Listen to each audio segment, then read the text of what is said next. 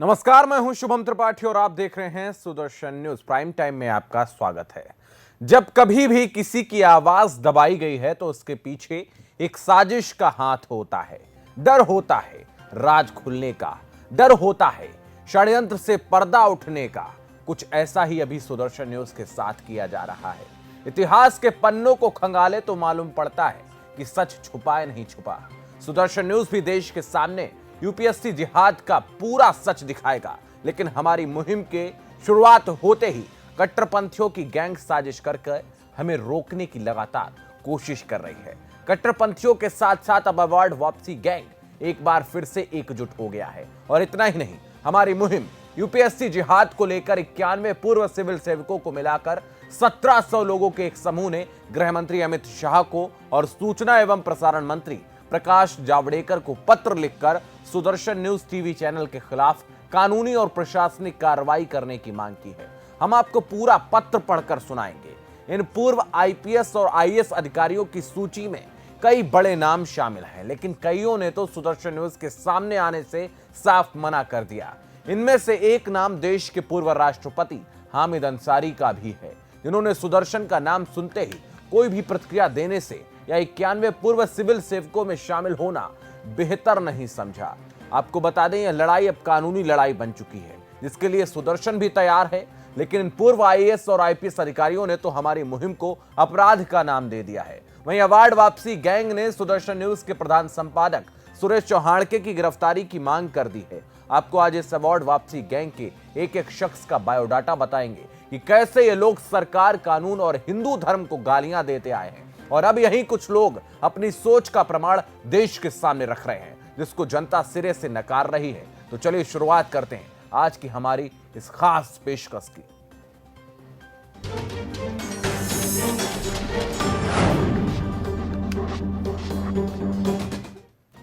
Sudarshan news की मुहिम UPSC जिहाद को देश दुनिया में विवाद का रूप दिया जा रहा है। यह कहना भी गलत नहीं होगा कि इस समय यह मुद्दा बेहद गर्मा गया है। सरकार से लेकर कोर्ट तक हमारे खिलाफ शिकायतें की जा रही हैं। इसको ऐसे समझिए कि हमारी आवाज को रोका जा रहा है।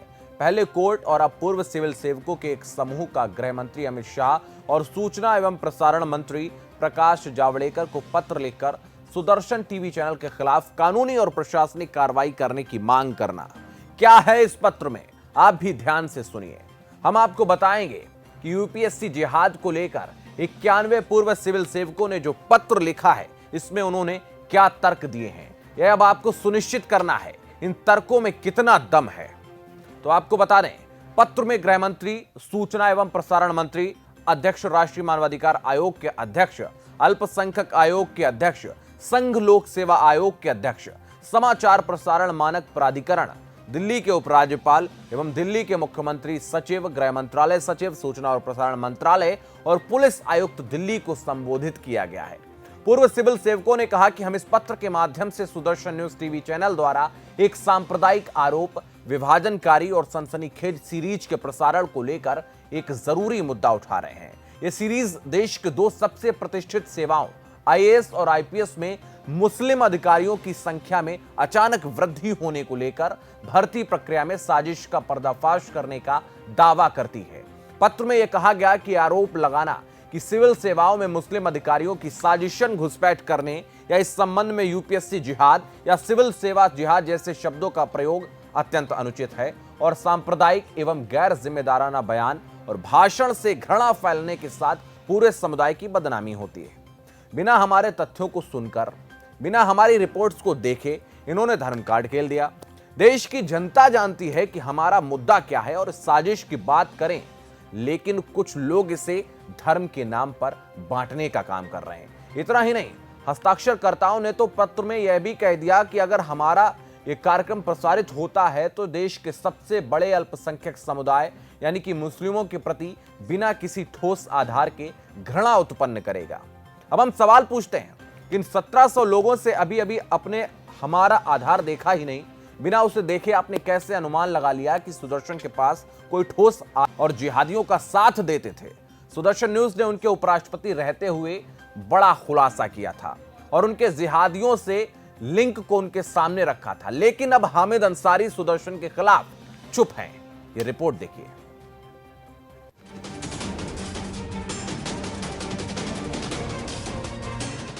हामिद अंसारी भारत के पूर्व उपराष्ट्रपति जो देशद्रोहियों के साथ नजर आते थे। कभी वे जिहादी संगठन पीएफआई के मंच पर नजर आते थे तो कभी सेना और राष्ट्र पर ही सवाल खड़े करते थे। लेकिन सुदर्शन न्यूज एकमात्र ऐसा चैनल है जिसने हामिद अंसारी के उपराष्ट्रपति रहते हुए भी उनकी जिहादी मानसिकता और इस्लामी एजेंडे पर सवाल खड़े किए थे और उनके समर्थकों को कड़ा जवाब दिया था। लेकिन अब जब सुदर्शन न्यूज के खिलाफ करीब 1700 लोग एकजुट हैं, अवार्ड वापसी गैंग सुदर्शन को बैन करने की मांग कर रही है। कई लोग सुदर्शन न्यूज के प्रधान संपादक को गिरफ्तार करने की मांग कर रहे हैं, तो हामिद अंसारी पीछे हट गए हैं, क्योंकि हामिद अंसारी जानते हैं कि वो सुदर्शन न्यूज का कुछ बिगाड़ नहीं सकते हैं और ना ही आगे कुछ बिगाड़ पाएंगे। हालांकि उन्होंने सुदर्शन न्यूज के खिलाफ कोशिश बहुत की है। पीएफआई के मंचों पर वे नजर आते रहे हैं, जिहादियों के समर्थन में बोलते नजर आए हैं। पीएफआई यानी पॉपुलर फ्रंट ऑफ इंडिया वही जिहादी संगठन है जिसके लिंक आतंकी संगठन आईएसआईएस से हैं। ये वही पीएफआई है जिसने राजधानी दिल्ली में शाहीन बाग की आड़ में दंगे कराए थे। इसी जिहादी संगठन के मंचों पर देश के पूर्व उपराष्ट्रपति नजर आते रहे हैं। जकात फाउंडेशन के लोगों से भी हामिद अंसारी की साठगांठ है। ये वही हामिद अंसारी है जिन्होंने बालाकोट स्ट्राइक के बाद सेना के पराक्रम पर ही सवाल खड़े किए थे और एक इंटरव्यू में बयान दिया था कि देश के रक्षा मामले से जुड़े मुद्दों पर हर नागरिक को हक है सवाल पूछने का। लेकिन आज हामिद अंसारी एक राष्ट्रवादी चैनल पर सवाल उठाने की हिम्मत भी नहीं कर पा रहे हैं। Bureau report, Sudarshan news. यह तो हो गई एक समूह की बात, लेकिन हमारे खिलाफ साजिशकर्ता की लिस्ट बहुत लंबी है। अब हम बात करते हैं उस गैंग की जो मोदी सरकार के साथ साथ धर्म के नाम पर नफरत फैलाती आई है। इस गैंग का नाम है अवार्ड वापसी गैंग। यह लोग आपको ट्विटर पर अक्सर जंग लड़ते नजर आएंगे। इनकी जंग होगी हिंदू धर्म के खिलाफ या फिर मोदी सरकार के साथ। लेकिन इस बार यह गैंग एकत्रित हुई है सुदर्शन न्यूज के प्रधान संपादक सुरेश चौहानके की गिरफ्तारी की मांग करने के लिए। आपको बता दें, सबसे पहले हम बात करेंगे film director producer Anurag Kashyap की, जो हमेशा हिंदुओं के खिलाफ बोलते हैं। आपको बता दें, अगले जिस शख्स की हम बात करने जा रहे हैं वो हिंदुओं को लेकर ये हमेशा विवादित बयान देते हैं। सीए एनआरसी के खिलाफ ये बोलते नजर आए। उसके अलावा शाहीन बाग के प्रदर्शनकारियों का इन्होंने हौसला बढ़ाया। अनुराग कश्यप की हम बात कर रहे हैं। दिल्ली दंगे पर केंद्र सरकार को इन्होंने आतंकवादी बताया। मॉब लिंचिंग की घटनाओं पर हिंदुओं को इन्होंने आतंकवादी कहा। भगवा आतंकवाद कहकर इन्होंने कई ट्वीट किए। सेक्रेट गेम्स वेब सीरीज में कई चीजें हिंदुओं के खिलाफ दिखाई हैं। पाकिस्तानियों का समर्थन किया है। सुशांत केस पर आवाज उठाने वाली कंगना रनौत को इन्होंने घेरा। प्रधानमंत्री नरेंद्र मोदी का इन्होंने लगातार विरोध किया है। अगली जो देश के राष्ट्रवादियों के खिलाफ हमेशा जिनकी आवाज प्रखर रहती है वो है स्वरा भास्कर, जिन्होंने अक्सर आपने इनको धर्म का अपमान करते हुए सुना। हिंदुओं के खिलाफ हमेशा ये विवादित बयान देती हैं। दिल्ली दंगों में भी स्वरा भास्कर ने अपनी छवि देश को दिखा दी थी। स्वरा भास्कर जो भारत में रहने पर शर्मिंदगी महसूस करती हैं। सीए पास होने पर भारत को इन्होंने हिंदू पाकिस्तान कहा। कठुआ और उन्नाव रेप केस पर इन्होंने देश की निंदा की। स्वरा ने कहा, मैं हिंदुस्तान हूं, मुझे शर्मिंदगी है। कई मंचों से इन्होंने प्रधानमंत्री मोदी का विरोध किया। तो लगातार देश के बांटने वाले मुस्लिमों के साथ खड़ी रहती हैं और उन मंचों के साथ हिंदुओं और देश की सरकार को इन्होंने गाली देती हमेशा नजर आई। अगले जिसकी हम बात करने वाले हैं वो है भारतीय हिंदी फिल्म निर्देशक और पटकथा लेखक विक्रमादित्य मोटवानी। वैसे तो विक्रमादित्य के ट्विटर हैंडल पर विवादित बयानों की लंबी फेहरिस्त है। अवार्ड वापसी गैंग के सदस्य विक्रमादित्य ने शिकायत दर्ज कर हमारी मुहिम के खिलाफ आवाज उठाई है। यह वही विक्रमादित्य है जिन पर विकास बहल ने नोटिस भेजकर माफी मांगने को कहा था, क्योंकि विक्रम ने विकास बहल पर विवादित बयान दिया था, जिसके बाद बात इतनी बढ़ गई कि सोशल मीडिया पर यह खबर ट्रेंड हुई। बात मानहानि के केस तक आ पहुंची और यह नोटिस विक्रम के साथ साथ अनुराग कश्यप के लिए भी था। बॉलीवुड में विक्रमादित्य के गैर जिम्मेदाराना रवैये के खिलाफ भी काफी आवाजें उठी हैं। अगले हम शख्स की बात करेंगे, उस शख्स की हम बात कर रहे हैं जिसका नाम है कबीर खान। बॉलीवुड में फिल्म निर्देशक है। कबीर खान ने बॉलीवुड हंगामा को एक इंटरव्यू दिया जिसमें उन्होंने कहा कि साल 1983 के विश्व कप से पहले तक भारत ने किसी भी विश्व कप में कोई मैच तक नहीं जीता था। उनके इस बयान के बाद लोगों ने उन्हें ट्रोल करना शुरू कर दिया, क्योंकि 1975 के वर्ल्ड कप में भारत ने ईस्ट अफ्रीका को 10 रनों से मात दी थी। अगले जिसकी हम बात करेंगे वो पेशे से लेखक है, पत्रकार है और हमेशा से मोदी सरकार की आलोचना करते नजर आए हैं। मोदी सरकार के बहाने पटेल इस बार सुदर्शन के खिलाफ मोर्चा खोल चुके हैं। इनका नाम है आकर पटेल। जी हां, मानवाधिकार की बात करने वाले लेखक और पत्रकार आकर पटेल अपनी पहचान दे रहे हैं। अगले जिस शख्स की हम बात करेंगे उसका नाम है मिनल बघेल। अवार्ड वापसी गैंग की उन्हें फर्जी यौन उत्पीड़न का आरोप लगाने वाली पत्रकार प्रिया रमानी। अदालत में पाया गया कि अकबर के खिलाफ लगाए गए कोर्ट ने आरोप जो है वो पहली नजर में ही मानहानि के कारक हैं और उन्होंने सभी आरोपों को फर्जी तथा मनगढ़ंत बता दिया। अगले जिसकी हम बात करने वाले हैं उनका नाम है सागरिका घोष। ये भारतीय न्यूज एंकर हैं, फिलहाल टाइम्स ऑफ इंडिया में कंसल्टिंग एडिटर हैं और कई बार ट्विटर पर अपने ट्वीट के कारण विवादों में रही हैं। साथ ही देश के प्रधानमंत्री नरेंद्र मोदी पर विवादात्मक लेख भी इन्होंने लिखे हैं। पीएम मोदी पर सागरिका ने कहा कि एक देश एक चुनाव जैसे विषय पर सभी पार्टियों का सहयोग चाहते हैं, दूसरी तरफ उन्हीं पार्टियों को खत्म करने में लगे हैं। अगले हम जिनकी बात करने वाले हैं, जकात फाउंडेशन। जकात फाउंडेशन, हम क्यों इनका जिक्र करने जा रहे हैं? क्योंकि यहीं से तो खुलता है एक गहरा राज। सिविल सेवा परीक्षा में जकात फाउंडेशन के जरिए मुस्लिमों की घुसपैठ को उजागर करती हुई मानुषी की फाउंडर मधु किशोर ने प्रधानमंत्री मोदी को एक चिट्ठी लिखी। इसमें उन्होंने जकात फाउंडेशन की साजिश से पर्दा उठा दिया और इस चिट्ठी में खुलासा किया गया है कि किस तरह जकात फाउंडेशन के जरिए सिविल सेवा में अपनी जगह बनाने वाले सिविल सर्वेंट की निष्ठा संदिग्ध है। 2020 में 40 मुस्लिम उम्मीदवारों ने यूपीएससी की परीक्षा में अपनी जगह सुनिश्चित की। इनमें से 27 मुस्लिम उम्मीदवार जकात फाउंडेशन के फेलो थे। वही जकात फाउंडेशन जिसका संबंध डॉक्टर जाकिर नाइक से है, जिसके संगठन को भारत में प्रतिबंधित कर दिया गया। डॉक्टर जाकिर नाइक से संबंधरत जकात फाउंडेशन के लाभार्थियों में करीब 150 ऐसे आईएएस, आईपीएस, आईआरएस और आईएफएस हैं जो फिलहाल भारत सरकार में प्रमुख पदों पर आसीन हैं। यह बात खुद मानुषी की फाउंडर मधु किशोर ने बताया है, सुनिए।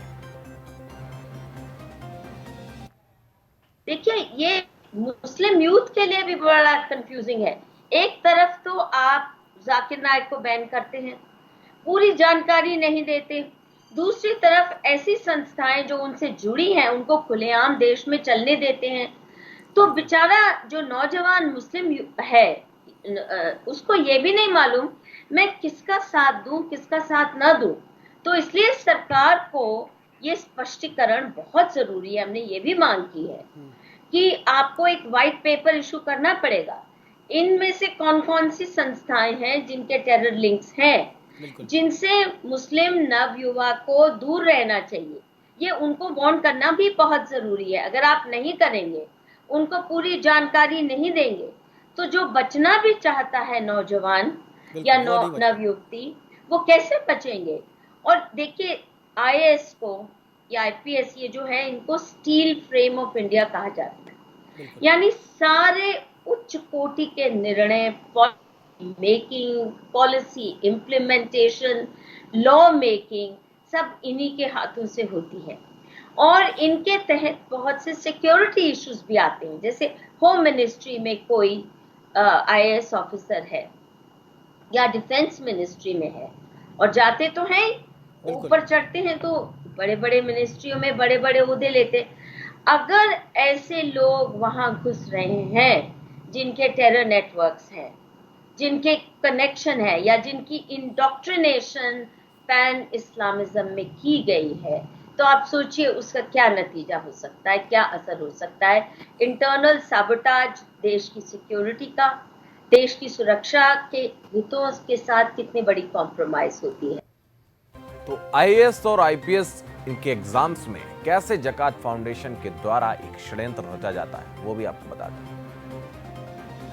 उर्दू भाषा की कॉपी या इस्लामिक कल्चर को उसमें डाला जाना चाहिए। तो इसमें एक प्रश्न लोगों ने करना शुरू किया। देश में जो विषय है वो ये है कि इसको लिखने वाले, ये इस्लामिक जिहाद है, ये यूपीएससी टाइप का जिहाद है, इसमें वो कम्युनिटी ऑटोमेटिकली सरप्राइज नहीं, उसको नहीं कहा जा सकता, क्योंकि जो लिखने वाला है वो भारत में उर्दू जानने वाला व्यक्ति इस्लामिक कल्चर से आया होगा, और जो कॉपी चेक करने वाला है वो भी इस्लामिक कल्चर से आया होगा। इसलिए इसमें कोडिफिकेशन भी नहीं हो सकता, इसका कोड नहीं हो सकता, इसकी नॉन वेरिफिकेशन नहीं हो सकता, क्योंकि हमने जब कॉपियां चेक करने का परंपरा डाली तो हमने कहा कि केवल रोल नंबर लिखा जाएगा, और वो भी रोल नंबर, कॉपी हटा दी जाएगी, उस पर कोड लिखा जाएगा, कोड लिखने के बाद कॉपी चेक होगी। किसी को पता नहीं होगा कि किसकी कॉपी किसके पास गई, किसने चेक की है। ऐसी परिस्थिति में उर्दू की कॉपी कौन चेक करेगा, ये एक पार्ट है, और उर्दू की कॉपी जो चेक करने वाला है उसको पहले से मालूम है कि जिसने कॉपी लिखी है वो कौन व्यक्ति है। तो सांप्रदायिक भावनाएं इसमें सामने आ सकती हैं, मन का कुमार सामने आ सकता है, और अगर वो कॉपियां चेक करने वाले लोग मानसिक रूप से अपने आप को तैयार कर लें तो इन कॉपियों पे भरपूर नंबर भी दिए जा सकते हैं, और भरपूर नंबर देकर इनकी क्वालिफिकेशन बढ़ाई जा सकती है। ये संभव है कि बीच में, इन सबके बीच में एक मानसिक स्थिति पैदा हो गई हो कि यदि हमारी कम्युनिटी के लोगों को अंदर लाना है तो उर्दू सब्जेक्ट से जो लोग आते हैं उनको अधिक से अधिक नंबर देने हैं, उनमें से लोगों को फेल नहीं करना है। वो बाकी इंटरव्यू और जो बाकी का एग्जाम है जनरल स्टडीज का, वो जनरल स्टडीज और इसको सबको लाकर मार्क्स उसके बन जाएंगे। उर्दू से उसकी कमजोरी नहीं होनी चाहिए, उस पेपर में क्वालिफाई कर ले, इस पेपर में उसके अच्छे नंबर हम दे ही देंगे, और ये जाकर इंटरव्यू दे। तो इसमें एक बड़ी समुदाय का, एक बड़ी संख्या में लोगों को, हमारी कम्युनिटी के लोग अंदर। जकात फाउंडेशन शरिया काउंसिल के सदस्य मौलाना कालिम सिद्दीकी का एक वीडियो सामने आया है। सऊदी अरब के चैनल का यह इंटरव्यू है, जहां मौलाना कलीम हिंदुओं की परंपराओं पर न केवल सवाल उठा रहे हैं। 1,54,000 लोग मरते हैं। 1,54,000 उन 1,54,000 में से 1,24,000 कुफ्र शिर्क पर मरकर हमेशा की दोज़ख में चले जाते हैं। हर सेकंड में 2। माहिर लिसानियात कहते हैं एक जुमला 7 सेकंड का होता है। इतनी देर में मैंने एक बात कही, इतनी देर में 15 लोग हमारे शख्स जल गए, वो दोज़ख में चले गए जिनका कोई इलाज नहीं, और वो कोई गैर नहीं है। कुरान ने कहा इन्ना खलकनाकुम मिन ज़करिन व उन्सा, एक माँ बाप की औलाद है, तो माँ जाए बाप जाए, हकीकी खूनी रिश्ते के बहन भाई हैं हमारे, और हमारे नबी के उम्मती हैं, हमारे सल्लल्लाहु के अल्लाह काफ़तन लिन्नास बशीर, और हमारे रब के बंदे हैं। वो 3 करीब तरीन रिश्ते, और इन 1,24,000 कल से आज तक मरने वाले लोगों के किसी के ख्वाब में भी किसी मुसलमान ने दावत नहीं थी। नहीं, मरने वालों में किसी को नहीं थी। मैं बिल्कुल सही कह रहा हूं मैं जी। ख्वाब में भी किसी को नहीं मालूम। हमारे यहाँ हिंदू हैं, 1/4 मदूद पूरी दुनिया के हिंदू हमारे यहाँ मुल्क में रहते हैं। इनमें से जो लंबी उम्रों में मरते हैं ना, तो 13वीं और 10वीं पर शादी की तरह तकरीब होती है, बाजे बजते हैं, शादियां होती है। मेरे पास एक खत रखा हुआ है, 2 खत हैं। वो हमारे वालिद के जानने वाले थे, लाला विशंबर प्रसाद जी, उनके पोते का खत है कि मेरे दादा स्वर्गीय, हिंदू मजहब पर मरे, शिर्क पर, दोज़ख में गए वो, लेकिन वो कहते हैं स्वर्गीय यानी जन्नती। मेरे दादा स्वर्गीय लाला विशंबर प्रसाद जी का 85 साल की आयु में देहांत होकर स्वर्गवास हो गया है। दादाजी धर्म पर लंबे समय तक जीते। इस उपलक्ष्य में समारोह का आयोजन किया गया। सादर भोज पर आप भी आमंत्रित। यानी वो समझ रहे जन्नत में चले गए बेचारे, और हमें सब मालूम है। कुत्ता अगर सामने आग में उसका पांव जल जाए तो हमारी हाय निकल जाए। हमारे सामने आरतियां जा रही हैं और लोग रोजाना जल रहे हैं, और हम अपने ख्याल में मस्त रहे हैं। ये कैसी इंसानियत के भी खिलाफ है कि जाए कि हम उस नबी का उम्मती अपने आप को कहें, जिसको 128 आयतों में कुरान ने आपके दर्द को, आपके सोच को महफूज किया है। लअल्लक बाखिउन नफ्सक अल्ला यकुन मुमिनीन, नबी अपनी जान को हलाक कर देंगे इस गम में। तो हमें ये जो आग लगी हुई है, मुसलसल लोग जा रहे हैं, हमारी जिम्मेदारी थी कि हम पहुंचाते। इतना ही नहीं, हमारे पास एक वीडियो और है जिसमें मुस्लिम वकील का कहना है कि अपनी कौम को बढ़ाओ, जिससे कि मुस्लिम समुदाय बाकी के धर्मों पर हुकूमत कर सके। आप खुद सुनिए। बहैसियत उम्मत आप ये तय कर लें कि हम हर साल एजुकेशन में अपना टारगेट पूरा करेंगे। बाबरी मस्जिद का कज़िया आप हार गए इसलिए कि वकील आपके नहीं थे, यकीन मानिए। नौजवान जेलों के अंदर बंद हैं और उनका कोई पुरसाने हाल नहीं, और आगे ये वक्त आने वाला है कि कोई भी हिंदू आपका केस नहीं लेगा, और ऐसे मुशाहदात हो चुके हैं।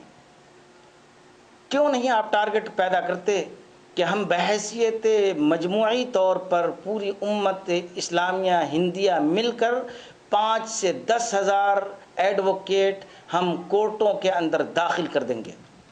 हज़ारों मदरसे जो हमारे पड़े हुए हैं वहाँ से सैकड़ों की तादाद में हर साल हम वकला निकालेंगे, और वकला निकाल करके कोर्टों के अंदर हम भर देंगे ताकि हमारी आवाज़ और हमारी ताकत मजबूत हो। क्यों नहीं आप ये टारगेट करते कि हर साल कम से कम 5,000 पूरे हिंदुस्तान में कहीं ना कहीं पुलिस के अंदर हम अपने नौजवानों को भर देंगे, और इस टारगेट को हम अचीव करेंगे।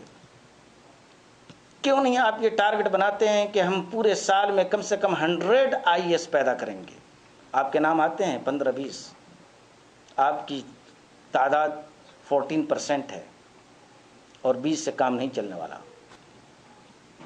आप क्यों नहीं ये टारगेट करते हैं कि पूरे हिंदुस्तान में डॉक्टरी का जो पेशा है वो मुसलमानों का पेशा बन जाए? क्यों नहीं ये टारगेट करते हैं कि पूरे हिंदुस्तान में IT पर कब्जा मुसलमानों का कब्जा हो, ताकि दूसरी कौमें आपकी मोहताज बन जाएं? जिस दिन दूसरी कौमें आपकी मोहताज बन जाएंगी उस दिन ताकत आपके पास आएगी, मगर जो करने के काम है वो हम नहीं करते। तो आज बाबरी मस्जिद की जगह पर राम मंदिर के शिलान्यास पर अफसोस और मातम करने के बजाय आप और हम मिलकर के ये कमिटमेंट करें कि हम हिंदुस्तान का नक्शा बदलेंगे, कि हम हिंदुस्तान का नक्शा बदलेंगे। लोगों के मनोबल बढ़ाने के लिए बहुत से लेक्चर्स को आपने सुना होगा, बहुत से आपने कार्यक्रमों को अटेंड किया होगा, जहां पर लोगों का मनोबल बढ़ाया जाता है, उनके अंदर आत्मविश्वास जगाया जाता है कि वो किसी भी काम में सफल हो जाएं, किसी भी काम में सफलता पा लें। लेकिन आप हर काम में सफल हो जाएं और उसके पीछे आपकी जो जिहादी सोच है, जो आपकी मानसिकता है, वो बनी रहे, ऐसा कहां होता है? वो आपने इस वीडियो में देखा। वक्त एक छोटे से ब्रेक का है, फौरन लौटेंगे। आप देखते रहिए सुदर्शन न्यूज़।